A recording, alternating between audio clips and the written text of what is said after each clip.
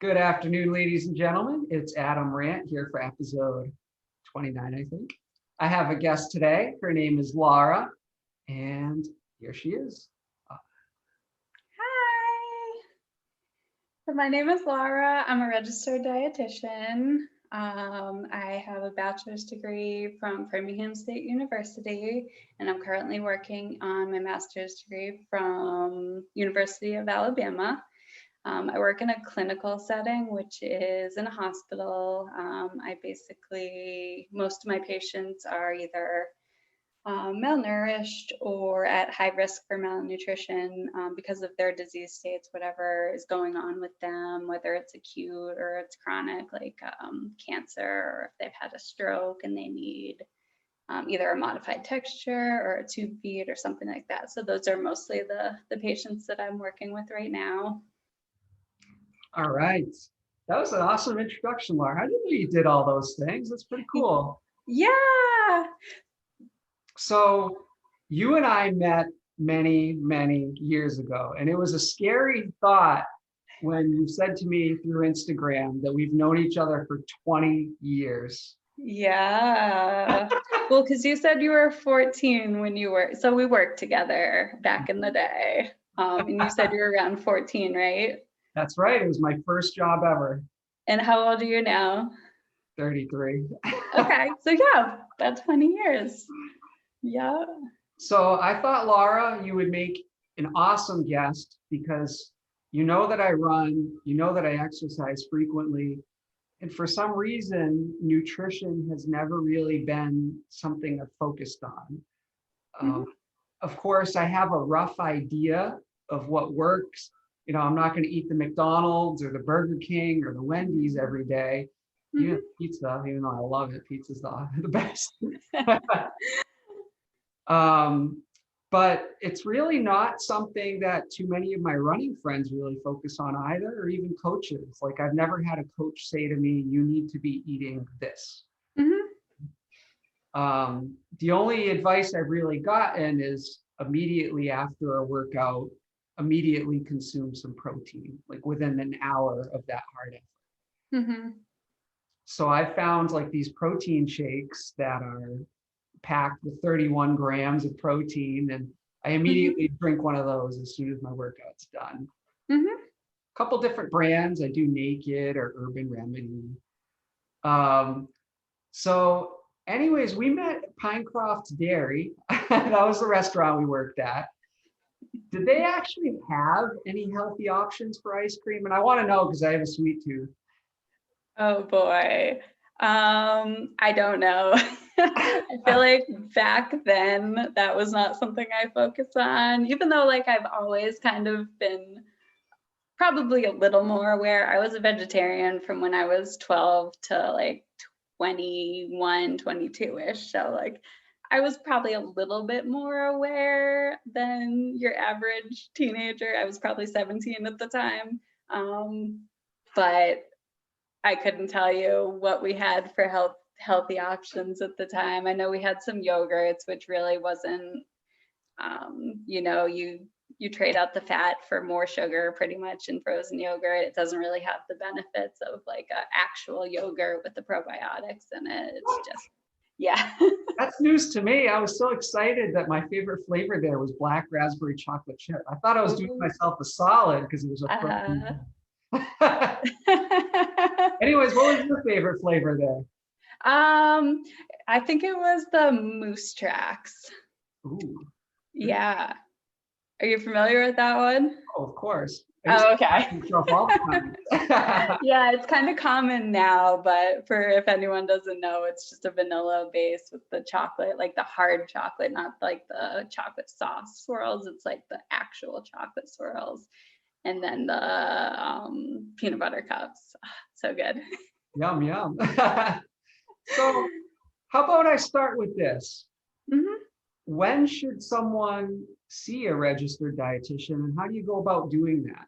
Okay. So there's a whole wide variety of us that specialize in different things. So for example, I explained that I was clinical, so I see people that are in the hospital. But you'll also find dietitians that'll specialize in weight loss or sports performance or dealing with chronic diseases. Like a lot of them will have a special certification in either sports nutrition or a really common one is a CDE, which is Certified Diabetes Educator.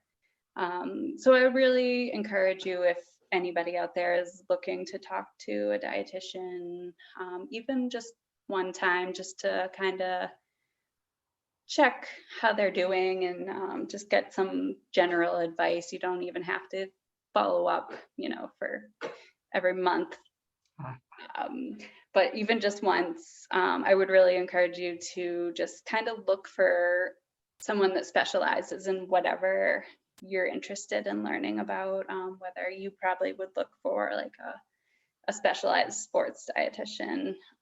And a lot of private practice dietitians at least offer like a free consultation kind of first meeting or a first phone call sort of thing, just to make sure that what you're looking for they offer, because we do kind of specialize in so many different little areas.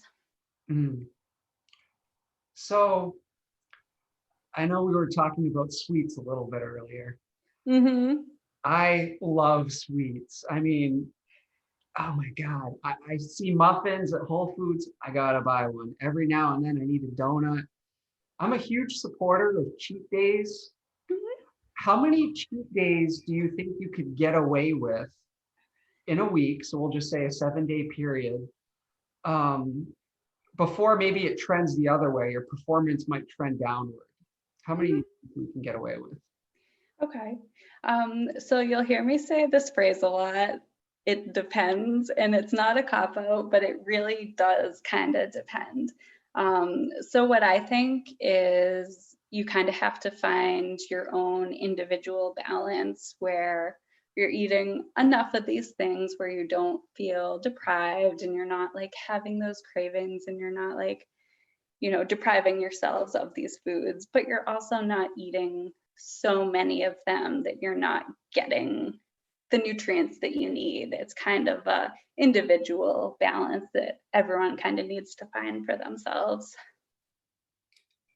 Okay, well, that's good. I know in the past, especially maybe say 10 years ago, when I was, training really hard and my diet wasn't nearly as great as it is now, Hmm. it kind of led to inconsistent performances. Yeah. So there would be times where I would run great, and then maybe like a week later, it was just awful. Hmm. And I found with making changes over the years that my performances are so much more consistent. Yeah.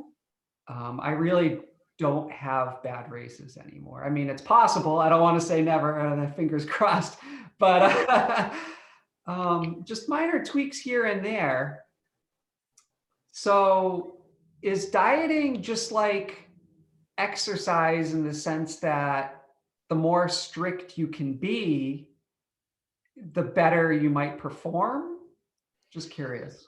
Um, so kind of yes and no. It definitely is a correlation, between eating and your performance. You want to have all the right balance of your carbs and your proteins and your fats, and also like the nutrients, the minerals and vitamins that you get, and hydration. It's all plays a factor in, but you also don't want to be so, I find a lot that people get so obsessed with it that like it almost becomes unhealthy on the other way.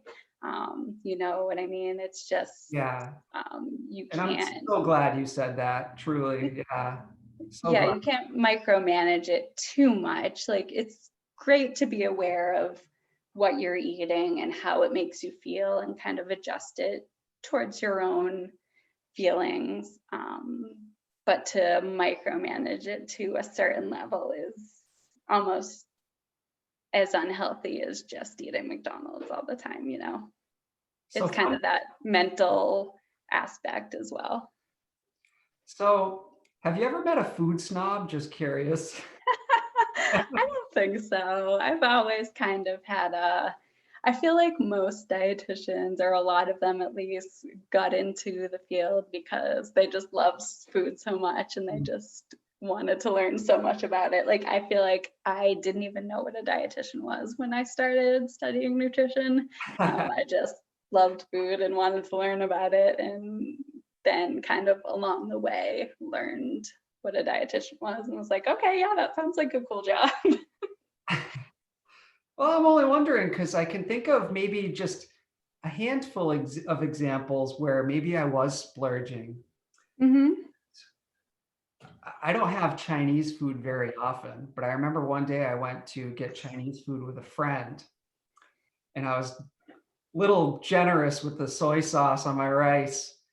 And it almost felt like I was being shamed. He was like, "Do you know how much sodium is in that?" And it was like one of those things where I was like, "Hey man, I run like 80 miles a week. Like I haven't had Chinese food in 6 months. I want to enjoy this, you know?" Have you ever met someone like that? Absolutely. Yeah. And I feel like people kind of expect me to be like that. Like, if I'm the one eating the Chinese food, they're like, hey, like, aren't you? Like, actually, no, we're real people too. We enjoy like pizza and Chinese food and all the same things, cookies that Cookies, yum. normal people do. But yeah. So that brings me to our next discussion. I sent you a video and it was from Men's Health. And Hmm. Men's Health makes all types of cool videos, you know, especially like celebrities when they're getting shredded for an upcoming movie and things like Hmm. that. And so it was Mr. McAvoy for the movie Split, right? Hmm. Yeah. And so you ended up saying some really, awesome things about that video that I didn't even think about. So Hmm. um, I'll try to summarize the video real quick. It was just basically the actor was getting in shape for the movie and he was putting on muscle mass, correct? Is that? Yep. And so he ended up, working with somebody that was kind of guiding him and telling him what to eat and when. And so I guess, what did you have to think about that video? And then I did have a question afterwards. We'll go there. Sure. Um, so I thought he started off great. He was kind of naming all these foods, and kind of breaking them down like, okay, these are your protein foods, these are your good carb sources, these are the vegetables you want to focus on. And then as he was going throughout the video describing the meals, he kind of emphasized the vegetables and the proteins and the fat sources, but he kind of left out the carbs. So overall, I kind of thought the diet was too low in carbs. You kind of do have to think about, um, his goal was just to put on muscle mass. It wasn't sports performance. So that also plays a factor into it. If he was a strength athlete or an endurance athlete like you, I would definitely add more carbs to those meals. But for the purpose that he was going for, then it was a fairly effective diet. We also kind of talked about a little earlier that he emphasized at the beginning of the video, all the importance of the different colors vegetables, and that was great. Like, that's kind of what I emphasize too, like all the different colors add different vitamins and minerals and nutrients to your diet. But as he went through the meals, he kind of focused just on the green ones. I saw one sweet potato in there. I think it was a half a sweet potato in there. So I would definitely add some more color to that diet. Okay, so for people viewing this, I am going to put that video in, the link to that video in the description, so you're welcome to reference that. So my question about the video, Laura, I mean, after the fact, is does your diet have to be specific to what you're doing to excel? So like, for example, as a distance runner, you probably wouldn't want to put me on that diet or say a bodybuilder's diet, because it has to, do they have to go hand in hand, your diet with what you're trying to accomplish? It doesn't have to, but it makes it easier. For example, this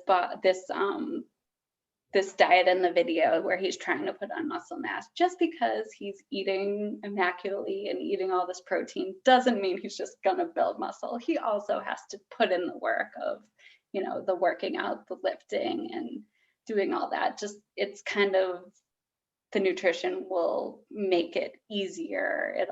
It'll help a lot.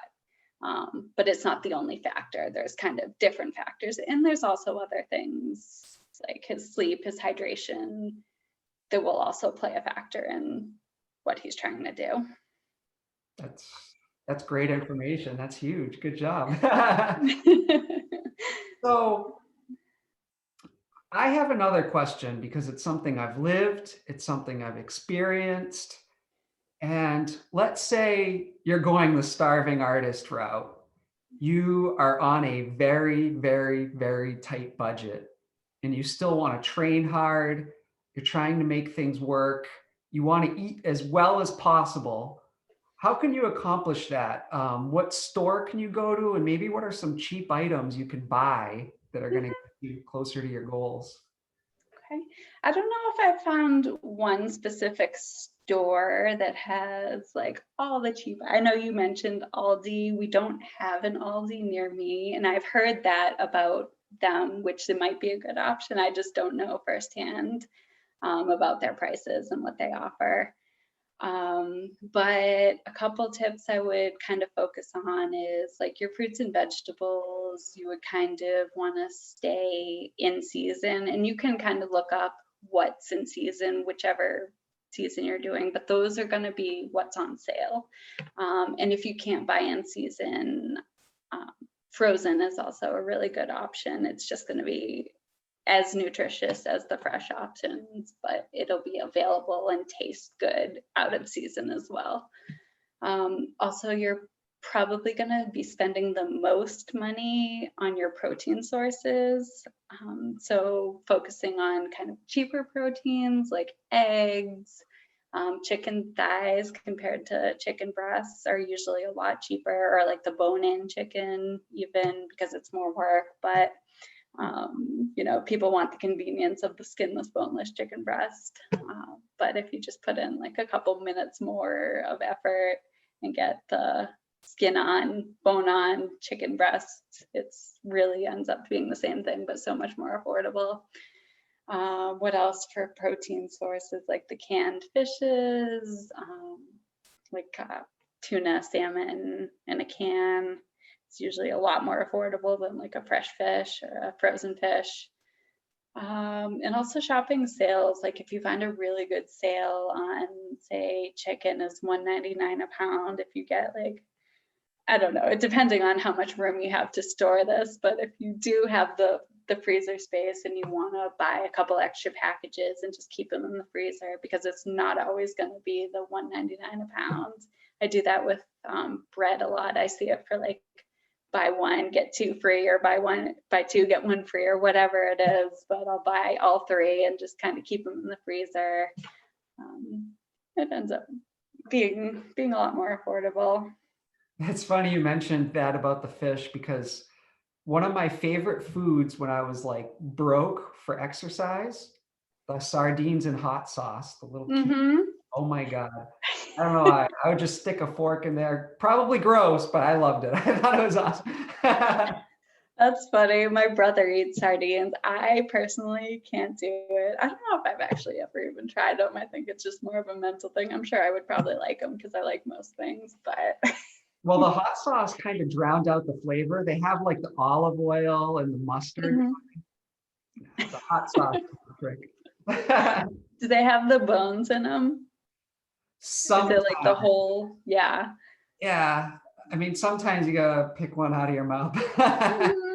Usually small fish like that, you can eat the whole thing, and it's a great source of calcium. I don't know if I could get over the mental factor of just eating the whole thing. But it is, you're right, it is a good source of protein and it's cheap. And you know what, oddly enough, gave me the idea to do that? There was that notorious B.I.G. song where he said something about eating sardines for dinner. Oh yes, I know the exact song you're talking about. And at the time I was starving and I'm like, what are sardines? What do they taste like? And so I Mhm, bought them, and the hot sauce ones were like, wow, I could do this more often. Like mhm. they're so affordable. It's like $1.10 or something for that little tin. Yep, you never know until you try. Maybe I'll have to try it now. So this is something that a lot of people in the running world are starting to do, and I figure you're the perfect person to ask. I see a lot of people transitioning to vegetarian and vegan diets. Mhm. How could that be helpful? I guess I'll start by saying when I went to a coaching school maybe 10 years ago, I remember one of these elite national level coaches said, it's almost impossible to be a successful athlete on a vegan diet. This is obviously to be proven false, because I see a lot of people doing pretty well with it. So, what do you know about these diets, and how could you be effective eating on a diet like that? Mhm. So you mentioned vegetarian and vegan, so I'll just kind of go through with the difference. So vegetarian, there's a lot of people kind of define it their own ways. Some people eat fish and eggs, some people don't, some people still eat chicken, but kind of consider themselves like a red meat vegetarian. Vegan technically is no animal products whatsoever, so no meat, fish, dairy, eggs, honey. Even most vegans won't even eat honey. And it is certainly possible to live a healthy life as a vegan, even as a vegan athlete. I think it does take a little bit more planning and a little bit more education almost, just because certain nutrients are either lower or you might need to supplement in a vegan diet. Iron, for example, there's certainly a bunch of vegetables and beans that have iron, but it's not as absorbable in the like vegetable form than the meat form. So you just kind of have to. It's stuff to be aware of. So, but it certainly is um, possible, and it's also possible to be an unhealthy vegan. You can eat like, for example, potato chips and Oreos are actually vegan. So it's What? yeah. um, so just the label itself is not necessarily healthy or unhealthy. It's kind of what the person is actually eating within that label will kind of tell you, is it the healthy version or not? Gotcha. Hmm. And so I have one other question. How can the average person read and understand like a nutrition label? Yeah, yeah. So that's a really important one. I actually have an example with me. Um, so I don't know Yum, how yum. close. That's good. So this is a box of Cheerios. I would encourage you to not look at the front of the box. This is all marketing. They're But it looks trying, good. and that's what they want you to say. They're basically trying to sell this box. So everything they say on the front is like, they can't say anything not true, but they'll definitely try to emphasize things. So I would always go to the label first. And the first thing that I have my clients and patients look at is the serving size, which is up here. This one is 1 1/3 cups. And that doesn't mean you can only have 1 1/3 cups, but it's just important to be aware of that amount because everything else on this label is based on that amount. So if you have twice the serving, if you have 2 2/3 cups, everything else is going to be double. And not everyone realizes that. So it's just the first thing that I always point out. And then other things are going to be important to different people when they're looking at a food label. Somebody might be more concerned with sodium than like the carbs or whatever.